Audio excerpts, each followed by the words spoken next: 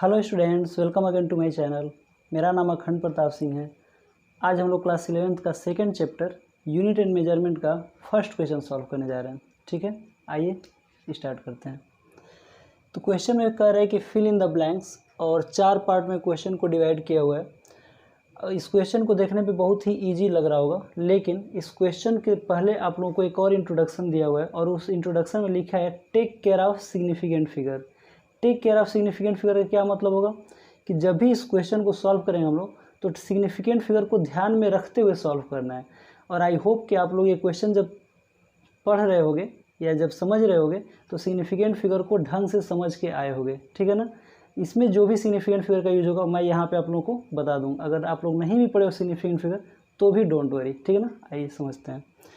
तो पहला क्वेश्चन कह रहा है कि the volume of the cube of side 1 centimetre is equal to कितना मीटर क्यूब होगा, अगर वॉल्यूम ऑफ साइड अगर 1 सेंटीमीटर दिया हो तो। ठीक है ना, तो आइए सॉल्व करते हैं। तो यहाँ पे वॉल्यूम का साइड दिया हुआ है। फर्स्ट क्वेश्चन का सोल्यूशन मैं लिख रहा हूँ, वो दिया है 1 सेंटीमीटर। जब इसको मीटर में चेंज करेंगे तो 10 के पावर -2 हो जाएगा। ठीक है ना।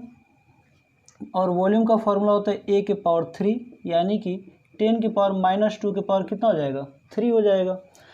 और जब इसका आंसर लेंगे तो ये आ जाएगा 10 के पावर -6 मीटर स्क्वायर, मीटर के पावर 3। ठीक है ना। तो सबसे पहला बात ये है कि जो साइड दिया 1 सेंटीमीटर दिया है, और 1 सेंटीमीटर में कितना सिग्निफिकेंट फिगर है, 1 होता है, क्योंकि all non zero digits are significant figure. तो यहाँ पे 1 जो है वो सिग्निफिकेंट फिगर होता है। लेकिन यहाँ पे क्या आ रहा है, 10 टू द पावर -6, और जो मल्टीप्लायर्स होते हैं, जो ऑर्डर होते हैं, वो सिग्निफिकेंट फिगर में काउंट नहीं होते हैं। तो जब भी हम लोग मल्टीप्लाई या डिवाइड करते हैं तो उतना ही सिग्निफिकेंट फिगर में आंसर लिखते हैं जितने सिग्निफिकेंट फिगर में क्वेश्चन दिया होता है। ठीक है ना। और अगर क्वेश्चन में एक से ज़्यादा नंबर है तो उनमें हम लोग मिनिमम सिग्निफिकेंट फिगर वाले नंबर को ही हम लोग रिजल्ट के रूप में लिखते हैं। तो यहाँ पे तो बस एक ही दिया हुआ है 1 सेंटीमीटर, तो इसको भी हम 1 सेंटीमीटर के रूप में लिखेंगे, और कोशिश ही करें कि वैल्यू में भी कोई अंतर ना आए। तो इसको हम लोग क्या लिख सकते हैं, 1 × 10 टू द पावर -6 मीटर के पावर 3। ये हम अगर आंसर लिखें तो बिल्कुल करेक्ट आंसर होगा, क्योंकि यहाँ पे 1 जो होगा सिग्निफिकेंट फिगर में काउंट होगा और इसकी वैल्यू 1 हो जाएगी, और 10 to the power 6 significant figure में काउंट नहीं होता है, तो इसका टोटल सिग्निफिकेंट फिगर 1 होगा, जो कि क्वेश्चन के दिए हुए नंबर के बराबर हो जाएगा। ठीक है, सेकेंड क्वेश्चन को करते हैं। तो सेकेंड क्वेश्चन में ये कह रहा है कि the surface area of a solid cylinder of radius दिया हुआ है और हाइट दिया हुआ है, और कह रहा है कि इसका mm में आंसर बताना है। तो 1 सेंटीमीटर में 10 mm होता है, 10 मिलीमीटर होता है। ठीक है ना। तो जो रेडियस दिया हुआ है वो दिया है 20 सेंटीमीटर।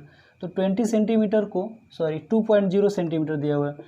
तो जब 2.0 सेंटीमीटर को जब हम लोग mm में चेंज करेंगे तो ये आ जाएगा 20 मिलीमीटर। ठीक है ना।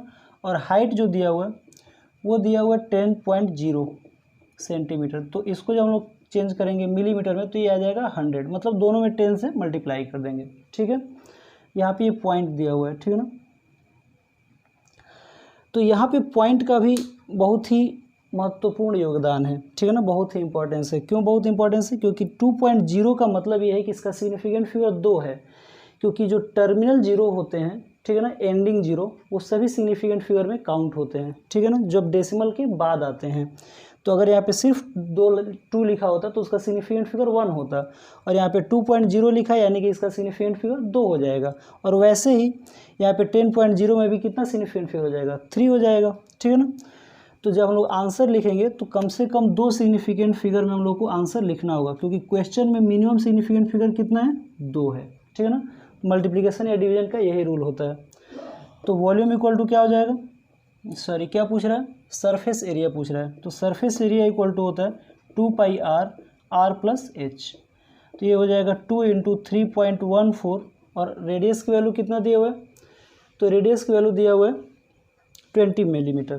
तो ये 20 हो जाएगा, और यहाँ पे r+h यानी कि 20 + 100। इसको सॉल्व कर लेते हैं। 2 से मल्टीप्लाई करेंगे तो 8 2 6 हो जाएगा, इंटू 20, और 20 + 100 कितना हो जाएगा, 120। ठीक है, इसको जब हम लोग सॉल्व करेंगे तो आएगा 15072 मीटर स्क्वायर। तो यहाँ पे एक चीज़ समझने वाली बात है कि इसका सिग्निफिकेंट फिगर कितना होगा। तो जो जीरो है वो ट्रैप्ड जीरो के रूप में आएगा, मतलब कि दो नॉन जीरो के बीच में जीरो आ रहा है और वो सभी जीरो उस तरह के काउंट किए जाते हैं सिग्निफिकेंट फिगर में। तो यहाँ पे जो टोटल सिग्निफिकेंट फिगर होगा वो 1 2 3 4 5 हो जाएगा। कितना हो जाएगा? 5। और क्वेश्चन का मिनिमम सिग्निफिकेंट फिगर कितना है? 2 है। तो क्या ये आंसर सही है? बिल्कुल नहीं, क्योंकि आंसर हम लोग उसी सिग्निफिकेंट फिगर में लिखेंगे जो हम लोगों का क्वेश्चन में दिया है, मिनिमम सिग्निफिकेंट नंबर। तो इसको मिनिमम सिग्निफिकेंट नंबर में करने के लिए हम लोग क्या करेंगे? 1.5 × 10⁴ कर देंगे, ठीक है ना। और वैल्यू में भी अंतर नहीं आना चाहिए, ठीक है ना। 1.5 × 10⁴। अब यहाँ पे देखो सिग्निफिकेंट फिगर 1.5 में काउंट होगा जो कि 2 होगा, और 10⁴ ऑर्डर है मल्टीप्लायर, तो इसमें कोई सिग्निफिकेंट फिगर काउंट नहीं होता है। तो ये हमारा राइट आंसर होगा, ठीक है ना। तो आप लोग इसका स्नैपशॉट ले लो ताकि मैं बाकी के जो 2 क्वेश्चन है उसको बता सकूँ।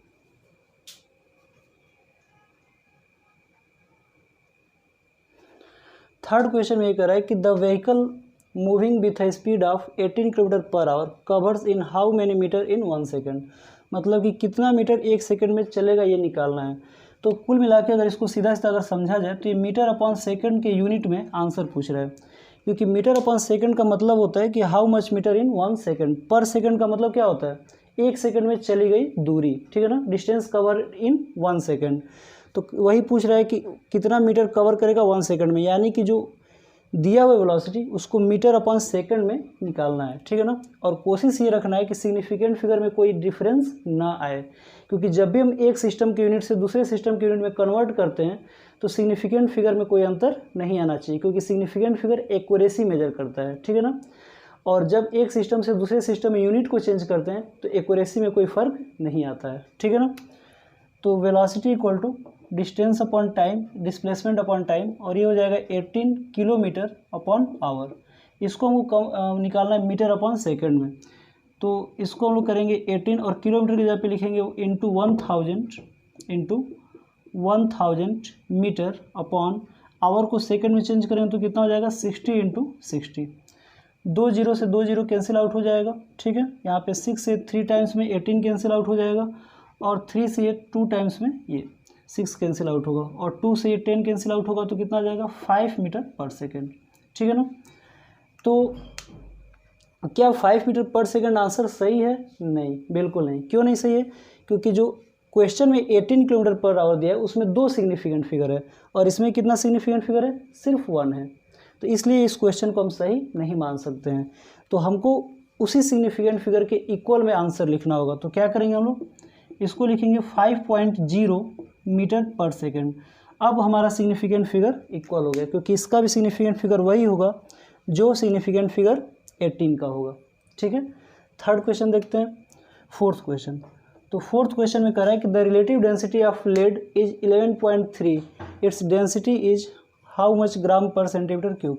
रिलेटिव डेंसिटी दिया हुआ है और हमसे डेंसिटी पूछ रहा है। तो डेंसिटी इक्वल टू होता है, डेंसिटी का जो फॉर्मूला होता है वो होता है relative density into density of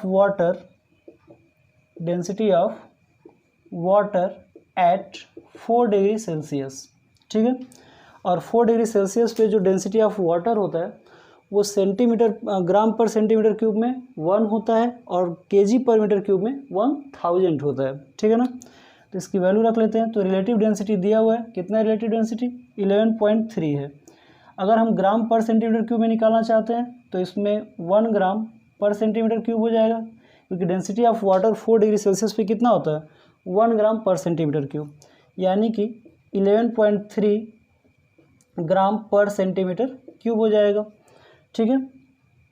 अगर हम लोग केजी पर मीटर क्यूब में निकालना चाहते हैं तो relative density as it is लिखेंगे 11.3 इंटू, और केजी पर मीटर क्यूब में जो वाटर की डेंसिटी होती है, ठीक है ना, वो होता है 10⁻³ केजी पर मीटर क्यूब, ठीक है।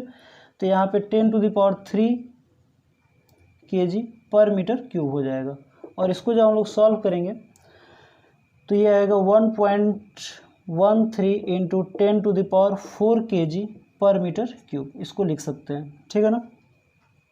तो हमको क्या कोशिश करना है? हमको कोशिश ये करना है कि उतना ही सिग्निफिकेंट फिगर में लिखें। तो यहाँ पे कितना सिग्निफिकेंट फिगर है? 3 है। इसमें भी कितना सिग्निफिकेंट फिगर है? 3 है। यहाँ पे भी 3 है, ठीक है ना। तो ये क्वेश्चन हमारा बिल्कुल सही है, ठीक है ना। तो जब भी इस तरह के क्वेश्चन करेंगे तो इजी क्वेश्चन होने के बावजूद भी गलत हो जाते हैं, ठीक है ना। तो इन बातों का ध्यान रखेंगे कि सिग्निफिकेंट फिगर में कोई अंतर ना आए। आई होप आपको ये वीडियो पसंद आया होगा। Thank you.